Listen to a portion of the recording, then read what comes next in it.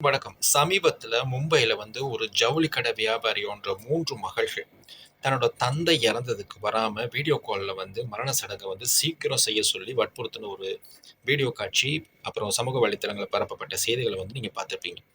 ஒரு மிகப்பெரிய வியாபாரி, ஜவுளி கடை வியாபாரி, அவருக்கு 3 பொண்ணுங்க. 3 பொண்ணுங்களையும் நல்ல முறையில படிக்க வச்சு, கல்யாணம் பண்ணி வெளிநாட்ல படிக்க அனுப்பிடுறாரு. அதுக்கப்புறம் மனைவி இறந்து போனதுக்கப்புறம், அவர் ஒரு முதியோர் இல்லத்துல தங்க வைக்கப்படுறாரு. இந்த தந்தை இறந்ததுக்கு அப்புறமா இந்த மரண சடங்குக்கு அந்த பொண்ணுங்க 3 பேரும் வரல. அந்த மரண சடங்க செய்றதுக்கு காசு அனுப்பிட்டு, வீடியோ கால் மூலமா பார்த்துட்டு இருக்காங்க. இதுல இன்னொரு மிகப்பெரிய கொடுமை என்னன்னா, வீடியோ கால்ல பார்த்துட்டு இருக்கும்போது ஒரு மக சொல்றா, "அண்ணா சீக்கிரமா முடிங்க. எங்களுக்கு வீட்ல வேல இருக்கு" அப்படின்னு சொல்லிட்டு. எப்பேர்ப்பட்ட ஒரு மிகப்பெரிய ஒரு கஷ்டமான ஒரு விஷயம்னு யோசிச்சு பாருங்க. ஒரு பெத்தவங்க ஒரு பிள்ளைங்கள கஷ்டப்பட்டு படிக்க வச்சு ஒரு நல்ல நிலைமைக்கு ஆக்கி, கல்யாணம் பண்ணி குடுத்து எல்லாம் போனதுக்கப்புறம், கடைசி நேரத்துல அந்த பெத்தவங்களுக்கான கடமைய செய்றதுக்கு கூட வராம இருக்கிற அளவுக்கு மனுஷ மனம் எவ்வளோ இருக்க போனதா இருக்கு. நெறைய பேர் இந்த மாரி தான் நெனச்சுட்டு இருக்காங்க. வெளிநாடுகள்ல இருந்துகிட்டு, இந்த மாதிரி ஒரு பணத்த குடுத்து அந்த காரியத்த பண்ண சொல்லிட்டா, அது சரியா நடந்துரும் அப்படின்ற மாதிரி. ஆனா, பெத்தவங்களுக்கு நம்ம பண்ற ஒரு கடைசி விஷயம் என்ன?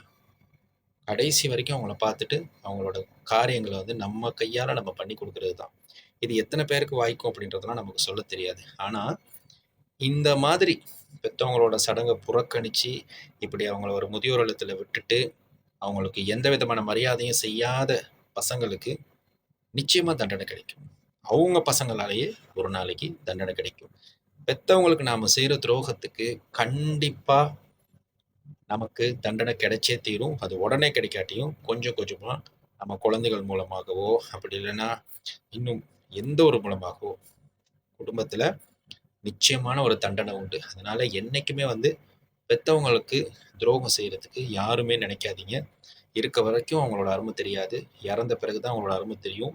தந்தை இறந்த பிறகும் நம்மள இந்த நிலைமைக்கு வச்சிருக்காருன்னு சொல்லி, கொஞ்சம் கூட மனசாட்சி இல்லாம, அ இந்த தந்தையோட இந்த காரியத்த வீடியோ கால்ல பார்த்துட்டு, காச குடுத்துட்டு சீக்கிரம் முடிங்கன்னு சொன்ன இந்த மகள்களுக்கான தண்டனை நிச்சயமா கிடைச்சே தீரும்.